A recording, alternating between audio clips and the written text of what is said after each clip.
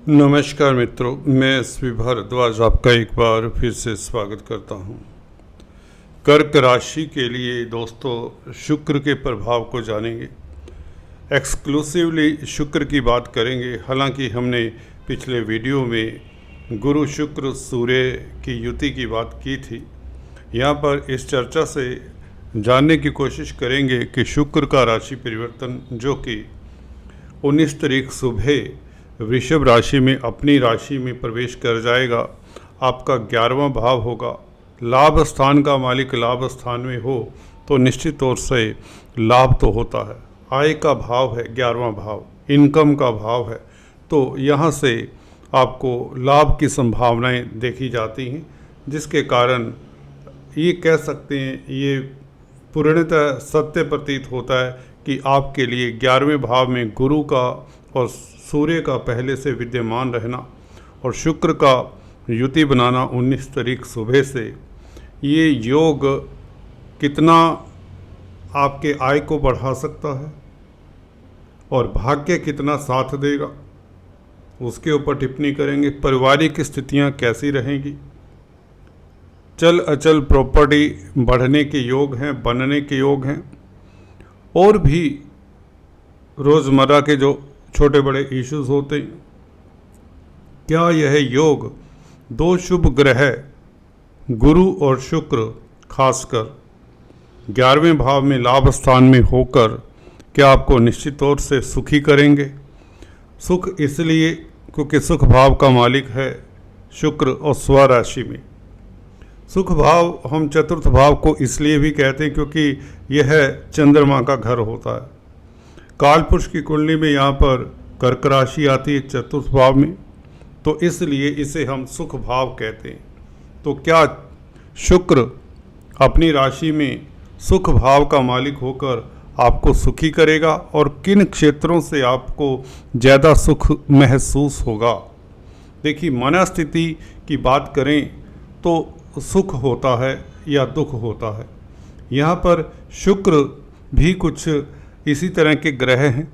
जब अपनी राशि में होंगे तो निश्चित तौर से आपकी मनस्थिति अच्छी रहेगी, भले चंद्रमा आपकी कुंडली में किसी भी स्थिति में हो, आपके बर्थ चार्ट में, क्योंकि सुख भाव का मालिक अपने ही भाव में जब बैठा हो और गुरु का साथ हो जो कि भाग्य स्थान का मालिक है, तो भाग्य में सुख का आ जाना, भाग्य के कारण, किस्मत के कारण आप सुखी रहते हैं, सुखी महसूस करते हैं। सुख दुख महसूस करने की बात होती है, भावनाओं की, विचारों की बात होती है। अगर आप सोचते हैं कि आप दुखी हैं तो आपको कोई सुखी कर नहीं सकता। अगर आप सोचते हैं कि आपको कोई दुख है नहीं तो आपको कोई दुखी कर नहीं सकता। सिंपल सी बात है। तो अच्छा सोचें, शुभ सोचें तो अच्छा ही होता है। भावनाएं, विचार भी वैसे ही होते हैं। चर्चा को आगे करने से पहले मैं निवेदन करना चाहूँगा, अगर आप फर्स्ट टाइम हमारे चैनल पर आए हैं तो इस चैनल को सब्सक्राइब करें, लाइक करें और शेयर करें। इससे हमें सहायता मिल जाती है और आपका कुछ खास जाता नहीं, ये एक मदद के रूप में काम करता है। तो चलिए शुरुआत करते हैं, गहराई में जाते हैं इस बहुत शुभ युति की। ये युति शुभ इसलिए भी है क्योंकि यहाँ पर गुरु का साथ रहेगा शुक्र को। गुरु आपके लिए भाग्य भाव के मालिक हैं, तो किस्मत का समावेश जहाँ भी हो जाता है। देखिए, तकदीर से ही सब कुछ चलता है, ये बात तो निश्चित है। तकदीर ही ये होती है। कुछ लोग राजाओं के घर में पैदा होते हैं, कुछ भिखारी के रूप में पैदा हो जाते हैं, कुछ बीमार पैदा होते हैं, कुछ बलिष्ठ पैदा होते हैं। तो एनीवेज, तकदीर का मालिक गुरु का साथ रहेगा शुक्र को, और धन का मालिक सूर्य का भी साथ होगा। तो किस तरह का प्रभाव किन क्षेत्रों से किन जातकों को खास फायदा होगा, कौन से कार्य आप करने से इस अवधि में लाभान्वित होंगे और किस तरह की रूपरेखा रहेगी आपकी ज़िंदगी की, उसके ऊपर टिप्पणी कर देते हैं। देखिए, शुक्र की बात करें तो शुक्र आपके 11वें भाव के मालिक है, परंतु कारक किसके हैं ये भी देख लीजिए। कारक होते दोस्तों भौतिक जगत के, सुंदरता के, प्यार मोहब्बत के, जो भी वस्तु आपकी आंख को लुभाती है उसके कारक शुक्र ही हैं। तो जो भी इस तरह के कामकाज करते हैं, आर्ट, आर्किटेक्चर, ब्यूटी के साथ cosmetics, readymade garments, modelling, acting, film line, choreography आदि इत्यादि, डांस, ड्रामा, म्यूजिक, जो भी इस तरह के आर्ट हैं, कला है, उनके साथ जिनका संबंध है वह शुक्र है। और ऐसे व्यक्तियों को खास इस अवधि में फ़ायदा होगा। ये नहीं कह सकते कि दूसरे व्यक्तियों को फ़ायदा नहीं होगा, क्योंकि लाभ स्थान में युति है तो कर्क राशि आपका होना चाहिए, कर्क लगन होना चाहिए। आपका अगर लगन भी आपको मालूम है तो ये चर्चा लगन से भी देख सकते हैं। तो गुरु शुक्र की युति और सूर्य की युति ये बहुत बेहतर रहेगी, क्योंकि सूर्य धन भाव के मालिक हैं, 11वें भाव में हूँ और 11वें भाव के मालिक के साथ हूँ, तो ये आय के साधन बढ़ते हैं, धन आता है, ये लक्ष्मी योग कहलाता है। 11th लॉर्ड और 2nd लॉर्ड कहीं भी इकट्ठे हों कुंडली में, कहीं भी दोस्तों, 12 के 12 भाव, मैं ये 6, 8, 12 भावों को बीच में से निकाल नहीं रहा। इसका भी रीजन है, 6, 8, 12 भावों में अगर ये मित्र क्षेत्रीय हों तो भी ये फायदा दे जाते हैं, शत्रु क्षेत्रीय हो तो बहुत दिक्कत होती है। तो 11वें भाव का मालिक और द्वितीय भाव का मालिक 11वें भाव में ही संबंध बना रहा है, तो इससे बढ़िया बात और क्या हो सकती है। शुक्र और सूर्य का संबंध बहुत बेहतर है। ये आपको ऐसा योग है, ये आपको विरासत में भी ऐसे व्यक्तियों की जिनकी कुंडली में शुक्र सूर्य 11वें भाव में हैं, यह 10वें भाव में भी चलेगा, तो विरासत में ऐसे व्यक्तियों को काफ़ी धन मिलता है, या यूं कहें अमीर घराने में पैदा होते हैं।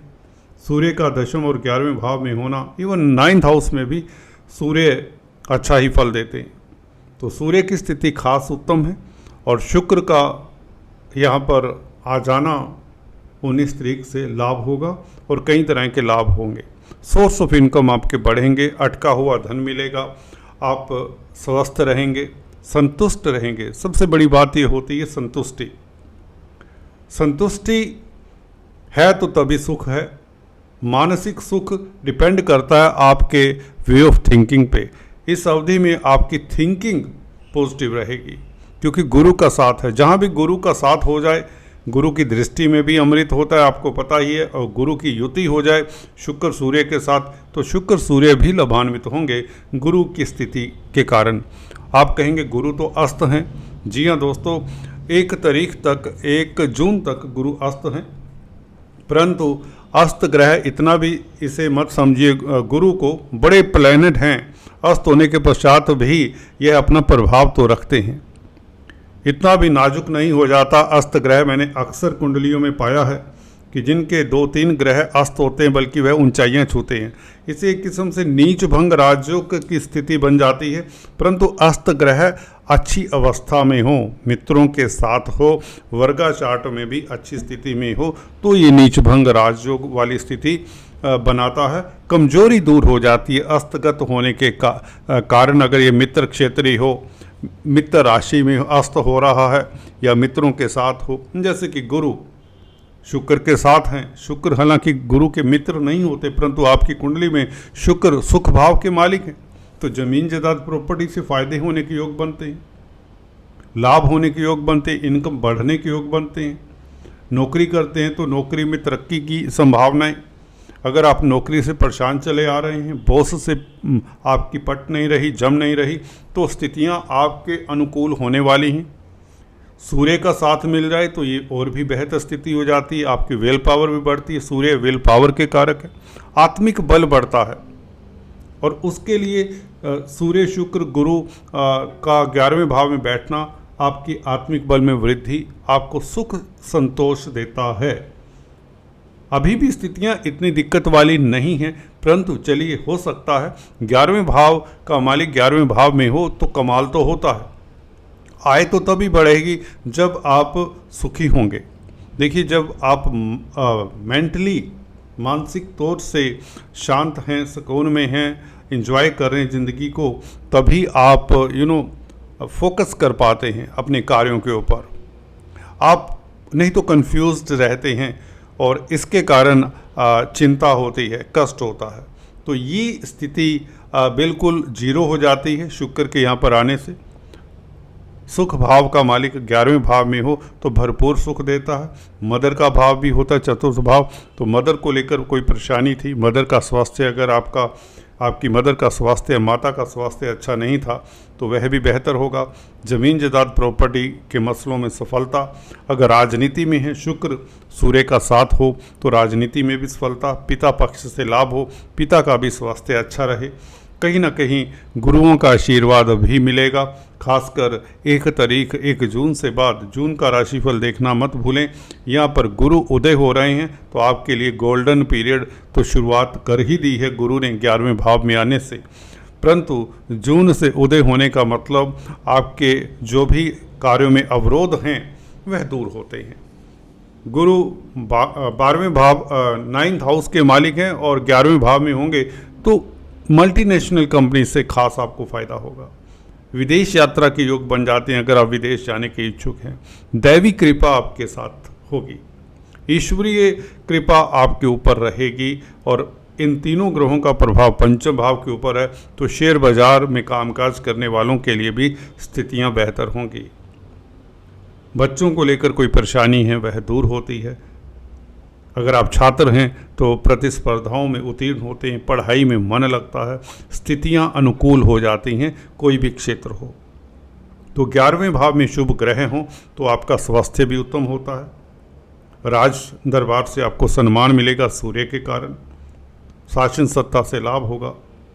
अगर राजनीति में है, शुक्र गुरु और सूर्य की युति राजनीतिज्ञों के लिए बहुत बेहतर है। इलेक्शंस टाइम है तो इस अवधि में कर्क राशि, कर्क लगन वालों के लिए बहुत उत्तम समय है। मई जून का समय 18 मई से 19 मई से ये स्थितियां बदल रही हैं और आपके लिए बेहतर समय रहेगा। दोस्तों आज इतना ही, फिर से मिलेंगे, तब तक के लिए stay tuned. Thanks for watching this.